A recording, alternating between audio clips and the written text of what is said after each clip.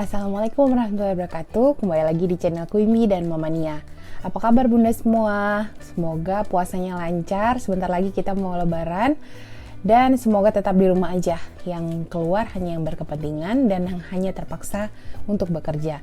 Dalam memerangi COVID ini, kita harus benar-benar bekerja sama, saling mendukung.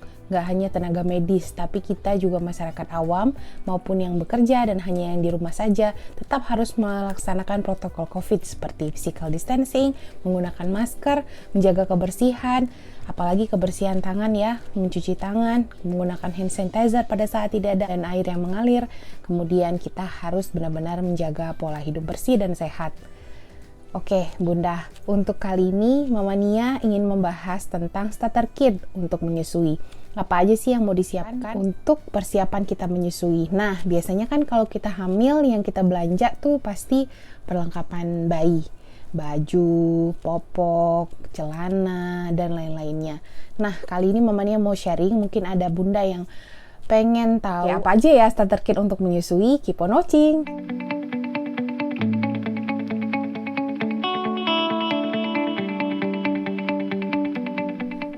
Oke, di sini Mama Nia mau bagi jadi dua. Jadi yang pertama itu kita di tahap awal menyusui. Di tahap awal menyusui pada saat kita baru melahirkan, ya.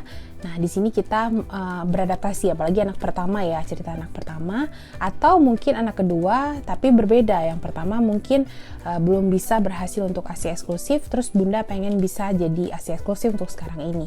Nah, apa aja sih starter kit untuk kita yang ingin ASI eksklusif? Ya, Mama Nia cerita di sini ASI eksklusif. Jadi, yang pertama kali adalah yang perlu bunda siapkan untuk menyusui ini. Mama Nia yang punya sendiri kasih lihat, kalau misalnya nggak ada ntar Mama Nia tampilkan fotonya. Yang pertama adalah apron menyusui. Di apron menyusui sekarang itu udah banyak banget macamnya. Ini Mama Nia pakai dari Quimby dulu, jadi ini model lama sih ya.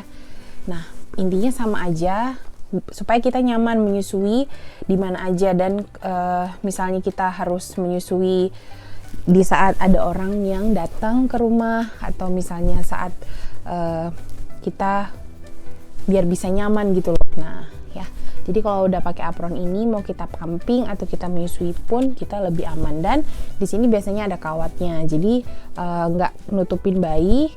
Kita juga bisa mantau bayi, mulut dan hidung bayi agar tidak terhimpit atau tidak tertutup ya. Kalau misalnya kawat ini untuk kita ngintip ke dalam gitu. Jadi fungsinya kawat ini, fungsinya yang bagian atas ini untuk memantau keadaan bayi pada saat kita menyusui. Oke, nah ini satu ya. Oke, ini apron menyusui. Kemudian yang perlu bunda siapkan juga adalah media pompa ASI. Nah, kita nggak pernah tahu, misalnya kita pada saat baru lahiran, ternyata kita nggak bisa langsung room in dengan si bayi. Entah itu faktor dari ibunya, entah itu faktor dari bayinya. Kalau misalnya bayi kita sehat, alhamdulillah kita bisa langsung room in dengan bayi, bisa langsung menyusui.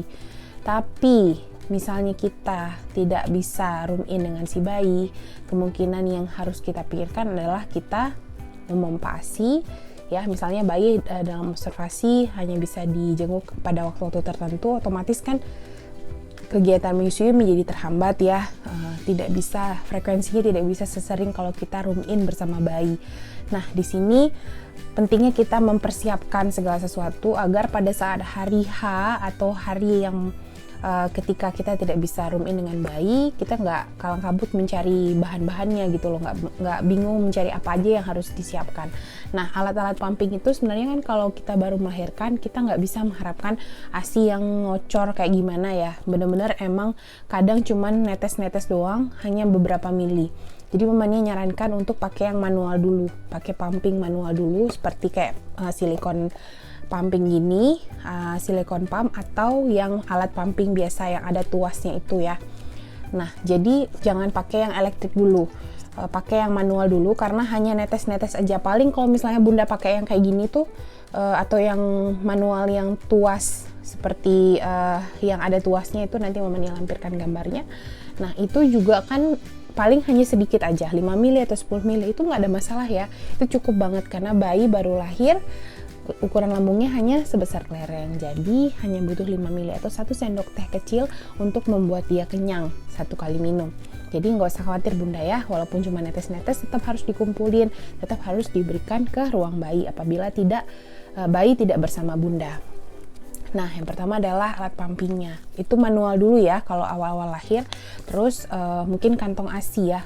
Kalau kantong ASI atau botol ASI juga boleh. Botol untuk botol kaca tuh yang seperti botol BKA untuk menampung ASI. Jangan berpikir kalau nanti waktu lahir bisa langsung full ya satu kantong, nggak mungkin. Pasti hanya beberapa tetes dan beberapa mili aja itu udah sangat oke. Itu kolostrum dan harus dikumpulkan dan harus diberikan ke bayi gitu ya. Jadi jangan sampai kita melewatkan bagian awal-awal pentingnya kita merangsang untuk produksi ASI yang lebih banyak justru dari awal lahir. Kita lebih sering menyusui langsung. Kalau tidak bisa menyusui langsung, maka kita harus merangsang atau kita harus mengeluarkannya dari pumping tadi. Oke, ini sudah 2 ya, kantong ASI dan alat pumping manual. Kemudian kita harus berusaha supaya pihak rumah sakit tidak memberikan DOT kepada bayi kita. Jadi berikanlah, kita beli cup feeder seperti ini, atau kita beli SPED ya, atau SPED itu macam-macam ya, ini mamanya punya. Ada yang SPED model kayak gini.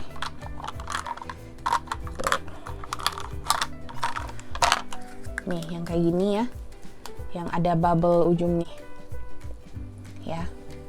Jadi kita harus benar-benar minta tolong sama tenaga kesehatan yang sedang merawat bayi kita, entah itu perawat, bidan, supaya anak kita nggak diberikan DOT pada awal-awal kelahirannya, kemudian dia tidak bisa room in karena mungkin misalnya pada saat dia lahir ketubannya sudah terkontaminasi dengan mekoniumnya, kemudian bayinya dikhawatirkan untuk infeksi sehingga harus diberikan pencegahan infeksi, kemudian dipantau, diobservasi, diberikan antibiotik misalnya seperti itu ya. Nah, akhirnya bayi kan tidak bisa bersama bunda karena dia diobservasi di ruang bayi. Jadi kita memohon dengan sangat meminta tolong kepada tim yang menjaga ruang bayi itu harap untuk memberikan bayi kita ASI perah kita itu dengan media seperti cup feeder, kemudian SPED dan pipet atau disendok juga boleh, karena bayi yang baru lahir itu bukan minum di DOT yang misalnya kayak bunda bayangin di DOT nanti 30 mili 20 mili itu enggak ya, dia cukup disendokin aja itu beberapa sendok udah kenyang, jadi nggak perlu waktu yang lama. Kalau misalnya ada yang ya pernah sih Mama Nia sendiri yang lihat sepupu melahirkan, mereka alasannya itu nggak mungkin bisa ngurusin bayi semuanya disendokin, nggak mungkin kalau nggak pakai DOT, padahal bisa, itu cuman masalah kemauan aja gitu ya. Nah, dan bunda juga harus minta support dari dokter obgynnya atau dokter anaknya supaya bisa memberikan ASI perah tanpa DOT, karena ini merupakan hal yang krusial juga ya, penting.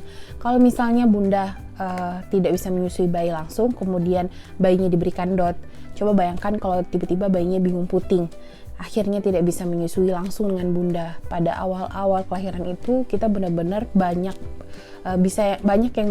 faktor yang bisa bikin kita jadi stres atau jadi baby blues syndrome malahan. Nah, jadi proses menyusui yang krusial tadi yang di awal tidak bisa kita dapatkan karena bayi kita memang tidak memungkinkan untuk room in dengan kita, ditambah lagi dengan kondisi yang misalnya dia jadi bingung puting, itu akan sangat memberatkan dan sangat membuat kita menjadi stres. Otomatis kalau kita menghindari DOT, kita akan menghindari satu masalah, yaitu bingung puting tadi ya bunda ya. Mudah-mudahan dipahami, dan Mama Nia juga sudah membuat video tentang bingung puting dan nanti Mama Nia lampirkan linknya juga, oke? Itu yang pertama, yang tahap pertama. Dan yang terakhir untuk yang pertama juga kita perlu bantal menyusui. Nah, Mama Nia juga sangat nyaman pakai bantal menyusui ya, karena bantal menyusui ini kan posisinya itu kan dia di tengah, persis di bawah ini ya, coba di bawahin dikit. Nah, persis di bawah kayak gini. Otomatis ketika kita menyusui bayi itu posisi bayi dia akan tegak lurus dengan payudara kita dan tidak miring kanan miring kiri gitu ya. Jadi emang kita langsung memiringkan bayi pada sisi kita ya, perut bayi bisa menempel dengan perut kita, kemudian posisi kepala bayi juga sejajar dengan lengan kita, dan perlekatannya kan lebih gampang. Nah, untuk perlekatan juga Mama Nia sudah pernah bahas ya di video Mama Nia sebelumnya. Perlekatan bayi yang baik seperti apa, tandanya sudah melekat dengan baik seperti apa. Mungkin kelihatannya mudah bunda, cuman prakteknya harus sabar.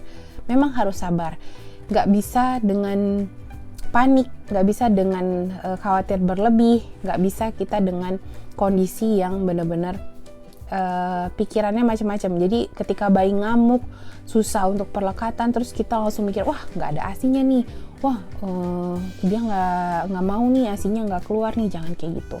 Jangan pernah berpikir seperti itu, karena pikiran kita lah yang akan membuat feedback negatif ke hormon-hormon produksi ASI kita. Kalau kita udah pikirannya negatif, otomatis produksi ASI kita juga jadi menurun. Tapi kalau kita happy, senang, positif, kemudian kita benar-benar optimis untuk bisa menyusui anak kita, pasti Mama Nia jamin ASI kita cukup gitu ya. Nah, untuk starter kit yang pertama tadi untuk menyusui yang awal-awal kelahiran. Kemudian 1 bulan berjalan atau bulan kedua berjalan, kita udah mulai bisa manage, sudah mengikuti ritme menyusui ya. Nah, ketika kita sudah mengikuti ritme menyusui, kita sudah pintar semuanya, maksudnya dalam arti kata perlekatannya udah oke, kemudian kita masalah percaya dirinya juga sudah teratasi, kemudian sudah optimis, sudah percaya kalau ASI kita cukup buat bayi kita, barulah kita mulai hunting alat pumping elektrik ya. Ini khusus untuk ibu-ibu yang bekerja. Kalau ibu-ibu yang nggak bekerja, boleh emangnya untuk nabung ASI boleh, cuman nggak perlu sampai yang elektrik juga. Pakai yang pumping manual juga udah oke. Jadi misalnya mau pumping di 1 kali sehari untuk stok aja nih, siapa tahu nanti bunda mau keluar, mau arisan, mau ngapain. Nah itu ini kita cerita di luar pandemi COVID ya. Misalnya nanti kehidupan kita sudah berjalan normal lagi, kita harus meninggalkan bayi kita ya, entah itu ke pasar, entah itu kita pergi atau ada keperluan lain, itu kita sudah ada stok ASI. Itu untuk ibu yang belum bekerja atau yang tidak bekerja, atau yang bekerja di rumah maksud Mama Nia. Nah, untuk yang bekerja di luar rumah itu otomatis kan kita harus cari yang praktis ya, yang gampang. Nah, itu Mama Nia rekomendasiin untuk beli alat pumping yang reviewnya bisa bunda lihat di banyak sekali YouTube, dan di YouTube Mama Nia sendiri ada review tentang pompa ASI Spectra dan Pigeon. Itu kalau Mama Nia sarankan yang double pump, karena 15 menit udah beres, 1 kali aja 15 menit. Kalau double pump ya, kalau yang single pump otomatis kan kita menghabiskan waktu setengah jam ya, 15 menit kanan dan 15 menit kiri gitu. Dan alat elektrik yang ini emang cocok-cocokan bunda, ada yang cocoknya Medela, ada yang cocoknya Spectra, ada yang cocoknya Pigeon. Jadi kalau misalnya mau coba dulu nih mana yang cocok, boleh dirental dulu atau disewa dulu di tempat penyewaan alat-alat pumping atau penyewaan. Biasanya udah ada ya, di semua kota udah pasti ada. Dicoba dulu semuanya, dicoba misalnya sewa dulu 1 minggu atau 2 minggu. Jadi kita ngelihat mana yang paling cocok di kita, karena berbeda orang berbeda lagi ya. Ada yang paling cocok sama Spectra, ada yang paling cocok sama Pigeon, mungkin ada yang nggak cocok semua, ada yang cocok sama Little Baby. Nah, jadi masing-masing orang tuh punya cocokan yang beda-beda gitu ya. Kalau Mama Nia cocoknya pakai Spectra ini udah dari Queen Bee sih. Pigeon sama Spectra itu udah yang paling cocok untuk daya hisapnya, kemudian untuk level massage dan expressionnya itu udah paling cocok sama Mama Nia. Oke, terus kalau udah yang kedua tadi ya, kita baru bisa stok itu kantong ASI dengan segala macam ukuran. Kalau tadi kan kantong ASI yang kita stok pertama kan yang 120 ml. Nanti kalau misalnya udah mulai pumping rutin, misalnya kita bekerja nih ya, pumping rutin, Mama Nia juga udah pernah jelasin bagaimana cara mengumpulkan ASI dengan pumping rutin hanya 1-2 kali per hari. Itu kita nanti bisa dicek ya. Nah, nanti kita juga perlu kantong ASI dengan berbagai macam ukuran. Kalau mamania sih sukanya yang 120 ml sama yang 200 ml ya. Yang 200 ml yang lebih besar. Sebenarnya tambahan seperti misalnya nipple cream. Nipple cream itu bagi bunda yang masih belajar perlekatan, biasanya kalau perlekatannya belum benar bisa jadi putingnya lecet. Nah itu juga kita perlu nipple cream supaya meredakan. Nah kalau misalnya nggak pakai nipple cream gimana dong? Nggak apa-apa, pakai ASI juga bisa. Kan Mama juga pernah bahas di puting lecet. Pakai ASI kita sendiri juga bisa untuk melapisi atau melindungi dari nipple kita dari cracking. Yang pasti bunda, starter kit untuk menyusui itu yang pertama adalah kita ilmu dulu. Kalau misalnya kita udah tahu ilmunya, kita udah dapet bagaimana sih caranya, apa saja sih yang harus dipersiapkan ya, selain dari ilmu, kemudian kesiapan mental kita, dan yang ketiga adalah yang tadi, persiapan yang Mama Nia sebutkan tadi, mulai dari apron, bantal menyusui, alat pumping yang manual dan elektrik kalau perlu, kemudian media ASI perah, kemudian media pemberian ASI perah ya maksudnya ya, seperti cup feeder, spade, sendok, kemudian pipet, terus juga ada media penyimpanan ASI perah gitu ya. Itu juga harus dipikirkan setelah kita misalnya kita memang mau stok ASI itu mau simpan di mana. Misalnya kita punyanya kulkasnya yang 2 pintu. Nah, kulkas yang 2 pintu ini ternyata kulkas yang bagian freezernya itu bercampur dengan makanan yang lain. Saran Mama Nia caranya adalah dengan buat tempat sendiri, kotak sendiri kayak ke Tupperware gitu. Mungkin ya seperti contoh merek Tupperware ya, nggak mesti Tupperware, apa aja, yang penting box. Nah, boxnya itu misalnya kayak gini nih. Nah, misal kita punya box kayak gini, terus kita tutup ya. Nah, tutup itu ini ASI kita doang. Jadi di dalam kulkas itu walaupun ada makanan yang lain itu tidak mengkontaminasi ASI yang ada di box ini gitu ya bunda ya. Itu kalau dalam keadaan yang kita memang kulkasnya sharing sama makanan lain. Kalau misalnya mau berniat untuk kulkas freezer sendiri atau kita rental atau sewa, itu nggak ada masalah, itu pilihan bunda. Tapi kalau misalnya nggak ada pun bukan berarti menjadi menghambat kita untuk stok ASI gitu ya. Oke, mudah-mudahan bermanfaat dan mudah-mudahan info Mama Nia di sini membantu bunda yang ingin mempersiapkan menyusui, khususnya bunda-bunda yang sedang hamil. Mudah-mudahan sehat terus di masa pandemi COVID ini. Yang penting jangan stres dan waspada boleh, tapi kita jangan sampai menjadi panik dan stres berlebih, itu juga nggak baik ya. Mudah-mudahan kita semua sehat, doakan semoga wabah ini cepat berakhir. Oke, demikian video Mama Nia. Kalau ada pertanyaan silahkan di kolom komentar atau di DM Mama Nia di Instagram Tania Rizka. Terima kasih. Assalamualaikum warahmatullahi wabarakatuh. I'll see you on my next video. Bye.